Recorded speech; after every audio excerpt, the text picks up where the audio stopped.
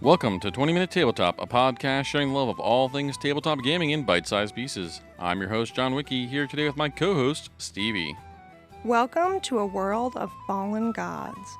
Come along as we set out across the plain of Runia Day to explore and gather the divine energy needed to escape this purgatory. Can you gather what you need, or will this be your end as well? Join us as we take on Godspark.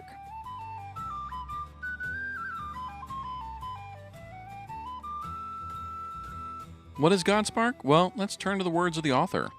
Welcome to Runia Day, a purgatory space of dead gods and living saints.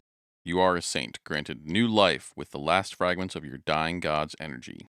You must set out across this plain and explore these hulking corpses called Godfalls, to scavenge for more of that divine energy in the form of Godsparks. Racing against time and other saints of Runia Day, you will delve into the Godfalls, battling angels for the last scraps of their master's powers. With enough Godsparks, you may even be able to ascend and leave this fleeting afterlife behind. So we met M. Allen Hall at PAX Unplugged. We were actually there to check out one of the other new games, Sprinkles is Missing, which we played and purchased, but that's a story for another episode. We left after exchanging cards, and after the convention, he actually reached out to us about an upcoming Kickstarter. He shared his press kit and offered a review copy if we thought it was something our audience would be interested in. I was intrigued personally by the concept, and have been wanting to try a solo game like this for a while, so we accepted the offer, played the game, and well, here we are. So let's start with our first impressions of the game. So I've never played a solo RPG before. I've read several. I just have never gotten around to playing any of them. And this is a different concept than most of the ones I own, right? Because you're talking about fallen gods and purgatory and more of a celestial feel. So that was kind of intriguing because it's vastly different than a lot of the other solo RPGs I have in my to-play pile. Yeah, this was my first solo RPG as well, and I was excited to try it out because the concept seemed really fun, and I've been wanting to try out those kind of solo mechanics for a while, so I was quite excited to try this out. So let's talk about getting set up. Getting into the game is pretty easy. There are a couple things you need to play. You need the game book, a Saint sheet, which is a simple one-page paper, several D6, at least one, but it's easier if you have several to roll at once for some of the events, a standard 52-card deck with the jokers removed, 2 tokens to track your location. Anything will work, like a coin, a dice, or other small items. And a pencil or an erasable writing implement. All that's left to do is name your saint, set their life dice to 6, and to roll 2d6 to set the starting location of Triamba, your dead god. Okay, well, if that's the setup, let's jump into the mechanics and how we play the game. So, we'll start by looking at the saint sheet. First, you have the saint name in the top with a hex grid map for Runia Day below. This will be used to mark where the dead gods fall, determining where you need to travel to explore and find more fragments and relics between your rounds. Below that, on the bottom left, is the Godfall countdown. This is the tracker for all 16 rounds of play for you. It also shows the rounds that the 4 gods will be available to explore before they are gone. This really leads to a strategy of how long you stay exploring before moving on to the next based on how far you have to travel. On the right hand of the sheet, it tracks your life and your Godsparks in the top. Your life die has a max of 6. You can have 2 extra lives held, and there is a death wheel with 6 fragments to give you one last chance to come back if you're out of lives. Beside this, you track your Godsparks that you discover in fragments, where 6 fragments create a full spark. You can store up to 6 Godsparks. There's also an area for tracking up to 4 fading Godsparks, which we'll talk about a little later. Next, you have your relics. You can have 2 weapons, 1 armor, and 1 transport relic with a power of 1 through 3. Finally, you can track up to 2 apostles, also with a power of 1 through 3. The game is actually really easy to follow through. I recommend a quick read over of the basics of Godsparks, miracles, and relics in the book at a minimum, but in general, giving a full read over helps. Otherwise, you do have a great gameplay procedure flowchart that walks you through round by round what to do. So you'll reference this and be able to bounce around the dock as needed. This is precisely how I played. I would follow the flowchart, then I'd slide down to the page to translate, then I'd slide back up here for combat, and it works really great for that. And at the end, I mostly only had to really check for the power on miracles and translate my pool cards because I really got the hang of it really quickly from that flowchart. The flow of the game is beginning of round, explore or travel, end of round, and then repeat. At the beginning of the round, you cross off the number at the top to track the round. The only important step is, just like in setup, if there is an X in a God's row, you roll 2d6 to see where it will land on the map the next round to determine the location. I got pretty lucky with 3 of 4 being very near one another, though one of them was quite far away. Explore is the bulk of your play. If it is the first time at a particular Godfall, you shuffle the deck and circle the number. Then you deal out that many cards, or if it's not the first round, you add 1 card per level with a maximum of 6 cards dealt. You flip the first card and put your token on it. From here, you find the page for the god and resolve the card based on that god's divinary. This continues until you go through all of the cards you've laid out, at which point the round is over. This part is actually quite fun. For Triumba, it is all about stocking up. There are no angels to fight here, just fragments and relics to be found.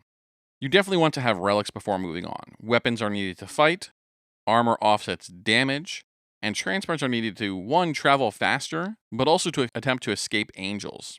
All relics operate in a similar fashion. You roll d6 equal to the power. So for weapons and armors, you total them up, and that is either the damage you give or the damage you stop. For transport, 2 and higher are success counts and allow you to move further. However, with all relics, anytime you roll a 1, the power is reduced, and if the power is reduced to 0, well, goodbye relic. Fragments are a critical part of the win condition. First, 6 fragments make up 1 Godspark. Godsparks are used to attempt miracles. To do so, you roll Godsparks, and you need a 2 or higher on a die to be successful. Different miracles need different power. You can turn a Godspark into an extra life for free, no roll needed. Those are important as your life dice goes down naturally and really quickly in combat. You can use it to make relics, evade an angel, or see everything that's coming up. In addition, to win, you need to ascend, which has a required power of 6. For a miracle, you can roll as many dice as Godsparks you want to risk, because if you roll a 1, that Godspark is lost and becomes a fading Godspark. So you can roll 3 or 4 for something that has a power of 2 to try and increase the odds of success, but that also increases the odds of losing your Godspark. Fading Godsparks allow you to re-roll a dice, so they're not all that bad. In addition to extending life, creating a relic also consumes the Godsparks. For the other miracles, Godsparks are kept other than those that are rolled as 1s on the dice. In the other Godfalls, you face more difficult challenges. This includes fighting a Whisper, a Scion, or an aspect of that god. They are increasing difficulty, not only in the pips of life that they have, but also the number of dice that they roll to attack, but with the fragments that you earn as well. You can fight them, in which case they roll damage, and you roll your armor to reduce the damage. Then you can retaliate with rolling one of your relics, by performing a miracle, or attempting to escape. You can also use a miracle to escape, or use your transport to try and run your way back up the cards to escape the angel. So the earlier in the round, the easier that is to do. But in the end, if you defeat the angel, you then get the fragments from them. And you will do this for all cards, resolving them until the end of the round. If you instead decide to travel, you can move to an adjacent hex.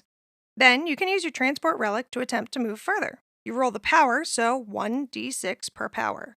All 2 or higher are additional hexes you can move. However, as always, every 1 reduces the power of the relic, and if it goes below a power of 1, the relic is gone. You can also spend Godspark to attempt the Endurance Miracle to move 1 to 3 more hexes, depending on the power level you want to attempt. Then, at the end of the round, it allows you to perform any miracles you want. You reduce your life dice by 1, and then you repeat until all 16 rounds are up. Let's talk more about playing through the game and our enjoyment of the game.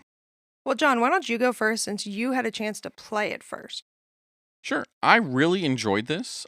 As I mentioned, this was my first solo RPG, pen and paper type adventure, and I loved it so much. And honestly, it was really difficult on my first playthrough, and it offers even harder level of difficulties based on what you'll get when you're flipping the cards over, but that is largely based on suits of you not always giving a fragment, but I really enjoyed it. It was hard, but challenging, but a lot of fun, and I'm looking forward to playing more of it. Yeah. One of the things I want to note is that as you go to different Godfalls, the challenges get harder and harder. For all of them, if you pull a 2 through 9, you'll get a fragment of a Godspark. And then the cards of 10 through A's offer various options. Like you mentioned before, where you begin Triamba, it's just about getting those resources. But later on, this means there's a mix of fragments, potential acolytes, or unholy violence, which is when you are attacked by angels. Also, the power of the unholy violence, which is the encounter, steps up as you go. This makes sense as the third god, Gemma, is the patron of spies and assassins, and the fourth and final is a god of rage. Yeah, actually, during Munjor, I actually drew a couple of kings in a row and had to face off against several scions in a row, which really drained my health, forced me to spend a lot of my God Sparks for extra lives pretty early on. I also really rolled some nasty damage against myself, which really hurts when you're talking 2 or 3 d6s. Though I will admit at times it kind of hit back hard, and in the late game, my armor at times, was offsetting some of the damage by rolling pretty well. Yeah, I only had 2 instances of combat. I had one low level scion, and I had one aspect, which is the highest level. And unfortunately, I ran into the aspect first. So my first instance of combat was the hardest possible option for that godfall. I also want to mention that because I played it after you, I only read the necessary things to play. I didn't have a chance to read the whole document yet because you were coaching me through kind of the rounds and how to play. And that definitely affected, to a point, how quickly I was able to move through it. But I only had 2 instances of violence throughout my game, and that definitely changed some of my strategy, or should have changed some of my strategy as I went. So I definitely think I would approach this differently the next time I play. Yeah, honestly, I felt a lot of excitement and a touch of nervousness when I was dealing out a level and I'd flip over each card, waiting to see what came up. Especially, could I get a new relic, when I really needed it, or could I at least avoid fighting yet another aspect? I definitely had a lot more combat in mind, so I was a lot more nervous flipping over these cards. But like flipping over the cards and then rolling the d6 stuff, it was a lot of fun and it was a really great mechanic to kind of keep you involved there. And it is very much luck of the shuffle, luck of the draw for what you get. I had a lot more combats than you, but I also seem to have more God Sparks than you had in when I played through it. So it was really interesting to see that like you didn't have as much combat, but you also didn't get as much things that also gave you more God Sparks as Yeah, well. I got a lot of fragments, which when you're only getting one fragment at a time and you're only getting 4 to 5 cards, it takes a while to make a God Spark. And in addition, I didn't get a lot of relics. There were a couple times that I had to utilize miracles just to get a relic so that I wouldn't die the next Godfall I went to if I happened to have to face off against an angel. So that was a big difference between my game and your game Yeah. from what we discussed. Yeah, the 10 to aces, which give you all the different things, that's where you have to fight things in later ones and where you can get a relic. And there's also some of those that just grant you multiple fragments outright. And those are the cards that you never seem to hit, was the ones that would give you just 3 fragments for free. Yeah, I got a couple of aces, which often were just 6 fragments straight up at the beginning, which is 1 full Godspark, but I got a lot of 2 through 9s every single round.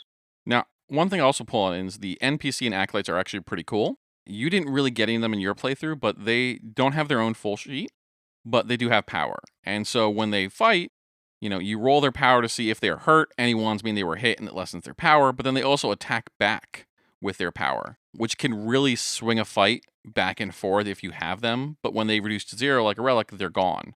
The nice thing there is if you end up getting a lot of relics, you can give a relic to them, and every relic you give them increases their power by 1. So if you get lucky at the right times, that can really help you having that person with you for those combats. Can really swing a fight really quickly. If you're rolling 2d6, they're rolling 2d6, that's 4d6 against something. You can wipe it out in a single turn after it hits you as long as you survive. However, I actually had a couple times in the late game where I was pulling these things where I could get another acolyte if I could give them a relic or if I could do something, and I never had what I could do other than giving up something that was essential to me, so I wouldn't really be able to get those extra help that I needed. Yeah, I definitely missed out on that entire aspect because, like you said, I had no acolytes, I had no NPCs helping me out, which again is luck of the draw, right? Because that's where they come from. So I didn't get to experience that other than you relating that to me. So the end goal of the game is ascending, and it's actually really quite hard. I thought I actually made it on my first playthrough, but it turns out I messed up slightly. So on my very last round, on my very last card, I got the number of fragments I needed to have my 6th and final Godspark. To roll the Ascension Miracle, you need to roll 6 dice. It's a power 6, and you have to have 6 successes. So I rolled all 6. I had one that was a 1, that was a failure, so they used one of my Fading Godsparks to reroll, and I made it. So I thought. Then afterwards, when I was, writing notes in here for, what I was going to talk about, I remembered something that one of the rules is you can only have 4 levels per Godfall. And that was my 5th level for Andraxin, the final Godfall. So I actually didn't make it. I didn't have that extra round to get those Godsparks. So essentially, I would have just fallen to martyrdom in an explosion of light and sound in my 15th round. I wouldn't even had a 16 round because there was nothing left for me to do. So I thought I made it. And even there was the skin of my teeth, and I still didn't even actually make it because I missed one of the rules. But it's really hard because you got to have roll 6 of them. So you really want to have those Fading Godsparks to give you a chance to reroll. But it's really hard just to get them because you're always like, do I move it over so I have an extra life? Or do I risk the death reroll like you did to come back with some power and see if I can get on there? It's a really hard balance, and I love it, and I want to try some different strategies to get there. Yeah, I definitely tried to utilize the extra life miracle every time I had a chance. And even doing that every time I had the opportunity, I still died in round 15. I ran out of guard sparks. I ran out of extra lives. I used the death tracker, and I used that 3 times to come back from the dead. The third time I rolled something I had already used. So I was insta dead. And even if I hadn't died, there's no way I would have gotten enough God Sparks in my last round to ascend. So either way, I was not going to succeed. But that's also part of the challenge of this game is there's a lot of things that can prevent you from having those 6 God Sparks come the end of round 16 to attempt to ascend. In addition, it's pretty easy to die, like several times over. I think I died at least 7 times. But, like I said, I kept funneling my God Sparks into my extra lives when I was able to, and still couldn't make it through the full 16 rounds. Yeah, near the end, I stopped investing in extra lives in hopes that I could leave it up to the death wheel. And so, as it happens, you roll a d6. That's how much health you come back with. You cross off that segment. And then next time you do it, if you roll again, well, then you don't come back. And I kind of left it up. That's definitely a gamble. I left it to it twice and it paid off. Like I said, almost, except for needing a whole other round to do things. But it's really that point of like, do I keep spending them because you need to get that 6? So it's chance that it should when you're rolling 6 dice, by odds, one of them should come up a 1. So like you really need that extra chance. You really need everything you can. So there's also some strategy in some points. You want to make sure you're trying some miracles that require rolls because you want to have at least one Fading God Spark in your back pocket. But it was really difficult of deciding of like, do I put an extra life in there to assume if I have to fight to come back, or do I try to use the death wheel to come back? And if I don't, then in the middle of a fight, if I need to spend a turn to do the miracle to get another extra life instead of attacking, like it can really balance out because you only get to do one thing when you're fighting back and they don't holy violence. You could either perform a miracle or attack back. So like it's very hard deciding what you're going to do because if you roll high enough, you could get it, but if you don't roll high enough, then you're putting yourself out there to die because they, especially those upper ones rolling 3d6, can really hit really hard if you roll well. Oh, yeah, I tried to escape and it failed miserably. So that was definitely one of those miracles that I'm like, maybe I shouldn't have tried that. There's definitely a lot of balance and strategy to be had. I think more playthroughs might give us the chance to discover some of that because for me at least, it wasn't immediately apparent because so much of it is random and dependent on your cards. Yes, there are strategy in the choices that you make, but without knowing what's coming up next, it's not exactly simple to make those decisions. Obviously, ideally, you'd want to spend 4 rounds on each level, but like you said, the first level, Triamba, there's no encounters, there's no fighting that happens. So that's a great place to gather resources. You only get 4 rounds there, and then if you're forced to move, and obviously how long it takes you to move will also eat up some of your rounds. So, like, ideally, you would spend 4 rounds in each location, but you can't physically do that. Yeah, and I think one of the real luck things is getting higher power relics really helps you. If you can get a power 2 or a power 3 relic, you're it sets you up so much because those ones drag you down. If you only have power one relic, you're only rolling one dice, and then on top of that, if it's a one, it's completely gone. So like having that to boost you is really helpful, but it's also that really luck because otherwise you can roll a miracle to get it, but it's going to consume those. So if you want to get a power 2, you're going to lose 2 Godspark. If you're going to roll power 3, you're going to lose 3 to get it, which if you're getting a lot of them, okay, great. But otherwise, you're spending that power to are you going to get it back? You're going to get more fragments back by defeating things. So that could be worth the investment to make sure you survive and also win those encounters to get the sparks from them. So let's talk length of play. So this is kind of a harder one to estimate for us. So my first playthrough took about 2-ish hours. That was me fully reading through, playing through it, and I fully journaled it out. I wanted to see how it was. So I literally wrote out every time I flipped a card. I wrote out the round, what godfall I was on, and then I wrote out, 2 of clubs, library, plus 1 fragment. And I wrote everything down of little bits of it, and like every single card when you read it, like got a little paragraph with it of like, this is what you're getting, this is where you are, and then here's what you see and then what you get. And I tracked all of that out. So like I said, it took me 2-ish hours to play through my first playthrough of learning everything and then doing that. If I'm not journaling, now that I know the rules and I know the flow, it'll obviously go a little bit quicker for me. But that's kind of how it went for me. Yeah, I did not write everything out. Like I said, you walked me through my first game with you giving me sort of the condensed version of the rules because you already knew how everything interacted and worked. It probably took 30 to 40 minutes. I did not journal. I just straight up used the sheet so that I could understand the mechanics. But I could definitely see where journaling it, even in shorthand, would be highly beneficial to make sure, one, that you're not missing anything. And two, like you said, making sure you're not breaking any of the rules by accident. So I think the next time I play, I'm definitely going to at least keep notes for each round to see sort of how things shake out and even go back and maybe analyze where I could have made a different decision. And the nice thing is the Saint sheet makes it really easy that you could pause and come back to it later if you wanted to. So you cross off every round so you know what round you're on. If you basically fill in the sheet for the life dice and the fragment, there's little pips, like a little dots for your dice. And you can fill them in and erase them or use a dice to track it. But if you want to save your state, you can fill in that my current health is 4 and I currently have 5 fragments. And so you could fill that in. And as long as if you finish one of the godfalls, you don't even have to track what cards are in your discard because you reshuffle that.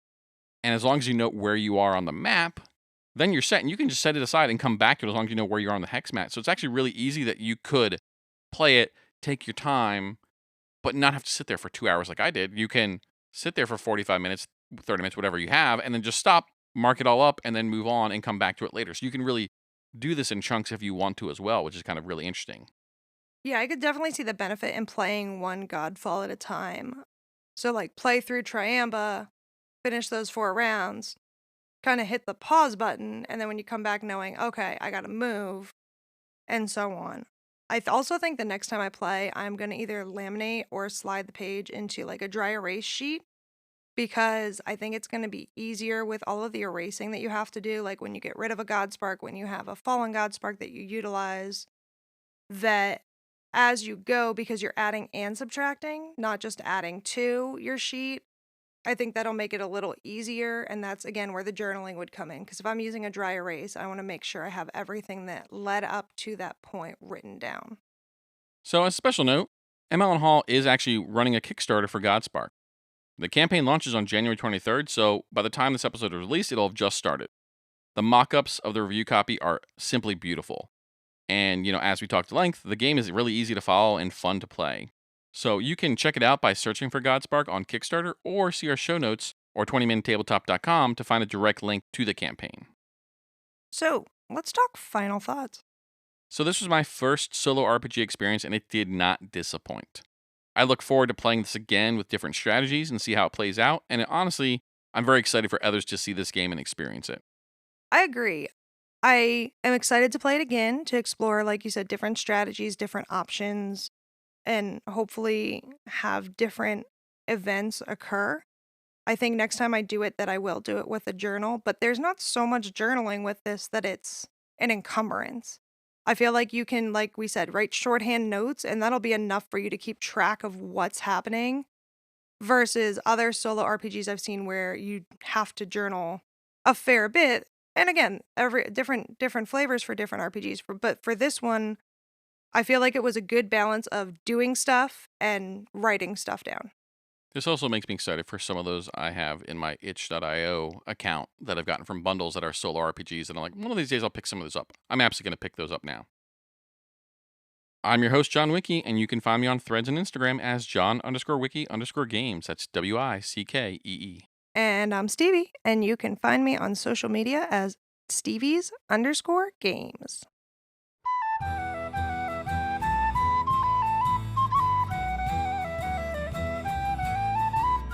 20-Minute Tabletop is a Morecore Studios production.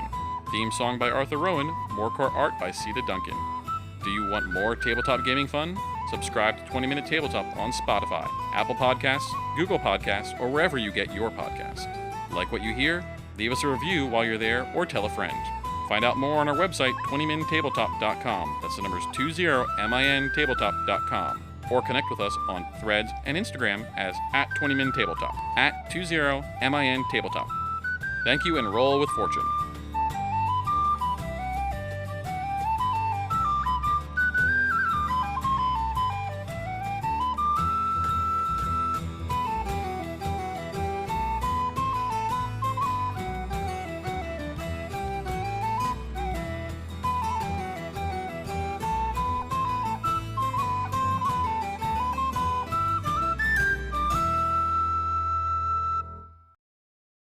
So, I really think so let's talk. I don't need to add the word so before everything.